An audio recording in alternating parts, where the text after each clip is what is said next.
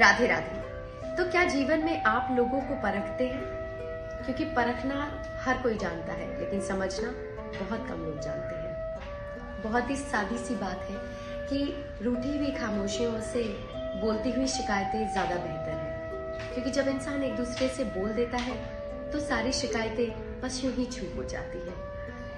कहते हैं कि जब बहुत बार आप बातचीत नहीं कर पाते हैं तो कहीं ना कहीं रिश्तों में एक दरार आ जाती है।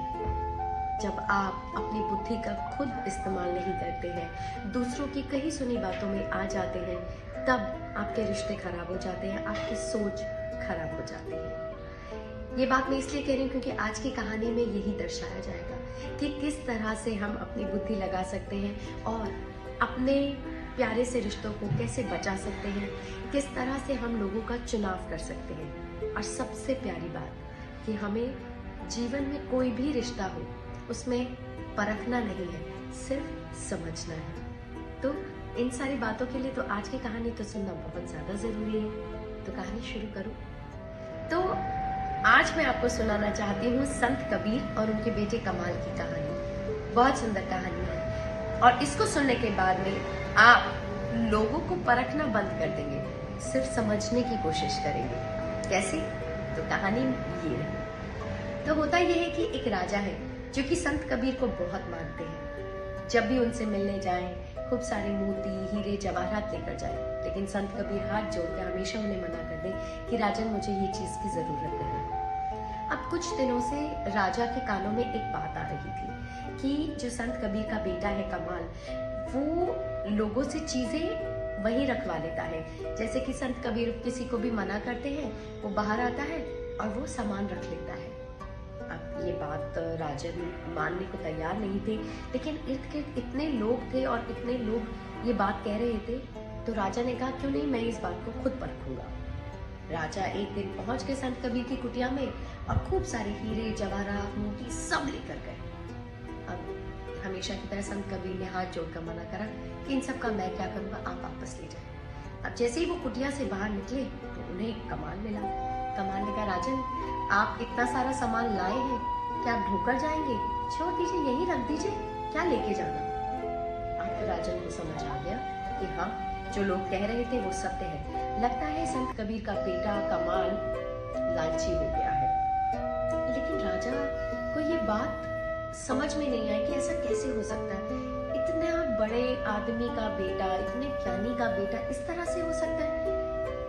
बहुत सारी उलझने उनको उलझने लग गए अपने दिमाग में। तो उन्होंने संत कबीर के पास गए और उन्होंने कमाल की बात कही। अब कमाल को बुलाया गया और संत कबीर ने पूछा कि कमाल तुम ये बात मेरे कान में तो कही, ये क्या बात है? तो राजा ने भी उत्सुकता दिखाई कि हाँ, मैंने खुद कमाल को सारी चीजें रखते हुए देखा है और इसने ऐसा क्यों किया है। तो कमाल ने कहा कि मैं सिर्फ यही कहना चाहता हूँ कि वो इतना सामान पहले तो अपने घर से आए, ढोकर आए, यहाँ तक पहुंचे और उसके बाद आपने तो मना कर दिया कि मैं नहीं लूंगा, फिर यही ढोकर लेके जा रहे हैं। क्या जरूरत है? यही छोड़ जाए, जहाँ आए हैं यही छोड़ जाए। और राजन आप अपनी चिंता ना करें कि आपके हीरे जवाहरात कहाँ हैं। यही पड़ोस की कुटिया में ही मैंने सारा सामान रखा है, मैं उसका इस्तेमाल नहीं कर रहा। लेकिन मैं ये नहीं चाहता हूँ कि आप जो इतना जीवन में सब चीजें लेकर आ रहे हैं फिर ढोकर क्यों लेके जाना। कहानी का अर्थ भी तो यही बताता है कि हम जीवन में बहुत बार पूजा पाठ करते हैं, भगवान का नाम लेते हैं, मेडिटेशन करते हैं, फिर अपने मन को यहाँ तक शांत करते हैं और उसके बाद फिर वही बातें शुरू कर देते हैं सोचने जिनसे हम मुक्त हुए हैं। क्यों ऐसा क्यों करते हैं? अगर हम एक जगह हमें समझ आ गई है कि ये चीज गलत है, लोगों को परखना सबसे पहली चीज गलत है। क्योंकि इस कहानी में भी यही है कि राजा ने परखने की कोशिश की, उसको समझने की कोशिश नहीं की कि कमाल क्या कह रहा था। कमाल अपने पिता से भी आगे था, क्योंकि पिता तो कह रहे थे कि इन सब चीजों का मैं क्या करूंगा, राजन आप ले जाओ। लेकिन कमाल ने तो कहा कि लेकर भी क्यों जाना, यही रख दो। जब जीवन आपका नहीं, आपकी सांसें भी भगवान के ऊपर है, जब भगवान बंद कर देगा खत्म हो जाएंगी, फिर भी क्यों बोझा ढोना, यहीं छोड़ जाओ, जब पता चल जाए वहीं छोड़ देना चाहिए। अब ये बहुत ही सुंदर कहानी थी और मैंने इस कहानी से क्या सीखा वो ये है कि जब आपको एक बात समझ आ जाए उस चीज को दोबारा नहीं दोहराना और लोगों को परखना करना बंद कर दिया मैंने, क्योंकि परखने से तो कुछ नहीं होगा लेकिन समझने से रिश्ता बहुत बार बच जाएगा। खैर ये तो मेरी बात है, आपको ये कहानी कैसी लगी मुझे जरूर बताएं। धन्यवाद, जय हिंद।